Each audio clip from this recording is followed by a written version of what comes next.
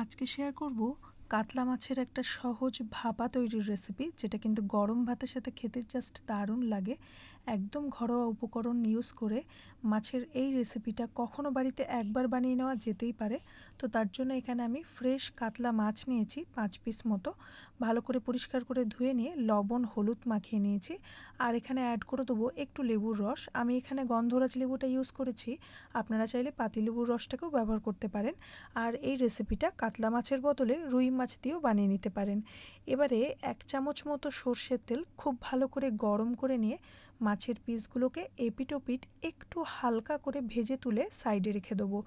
এবারে একটা মিক্সিং জারের মধ্যে একটা ফ্রেশ মশলা বানাবো। তার জন্য বেশ কয়েকটা কাজু বাদাম নিয়ে নিচ্ছি, 1 টেবিল চামচ পোস্ত, আর এর মধ্যে অ্যাড করে দেবো 1 চা চামচ কালো সর্ষে, 1 চা চামচ সাদা সর্ষে আর কাঁচা লঙ্কা। প্রথমে একবার শুকনো ঘুরিয়ে নিচ্ছি, তারপর এর মধ্যে অ্যাড করে দেবো হাফ কাপ মতো রুম টেম্পারেচারে থাকা টক দই।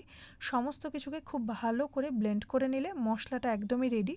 যেহেতু ভাপা তাই একটা টিফিন বক্স লাগবে, তার মধ্যে এই তৈরি করা পেস্টটাকে অ্যাড করে দেবো।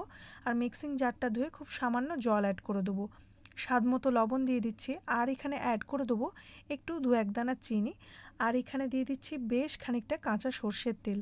কেউ চাইলে একটু হলুদ গুঁড়োটাকে ইউজ করতে পারেন। আমি এখানে মাছে লবণ হলুদটা আলাদা করে মাখিয়েছিলাম বলে এই রেসিপিতে আর আলাদাভাবে অ্যাড করিনি। এবারে ভেজে রাখা মাছের টুকরোগুলোকে দিয়ে নিচ্ছি, খুব ভালো করে একটু নেড়ে চেড়ে নেবো। ওপর থেকে বেশ কয়েকটা চেরা কাঁচা পাকা লঙ্কা অ্যাড করে দেবো, আর দিয়ে দেবো খানিকটা সর্ষের তেল। একবার খুব ভালো করে মিক্স করে নিয়ে টিফিন বক্সের ঢাকাটাকে লাগিয়ে দিয়ে এটাকে স্টিম করে নিতে হবে। একটা কড়াইয়ের মধ্যে স্ট্যান্ড বসিয়ে বেশ খানিকটা জল খুব ভালো করে ফুটিয়ে নিয়েছি। টিফিন বক্সটাকে সাবধানে রেখে দিয়ে গ্যাসের ফ্লেমটা মিডিয়ামে রেখে 15 থেকে 20 মিনিট মতো স্টিম করে নিতে হবে। এখানে আমি প্রায় ফিরে আসছি 20 মিনিট পর। ঢাকনাটা খুলে নিয়ে খুব সাবধানে টিফিন বক্সটাকে নামিয়ে একটু ঠান্ডা হলে ঢাকা খুলে এটাকে কিন্তু গরম গরম পরিবেশন করতে হবে। গরম ভাতের সাথে এই কাতলা মাছের ভাপা রেসিপিটা কিন্তু জাস্ট অসাধারণ লাগে। তো এই রেসিপি দেখে কখনো বানালে আমাকে একবার অবশ্যই জানাবেন।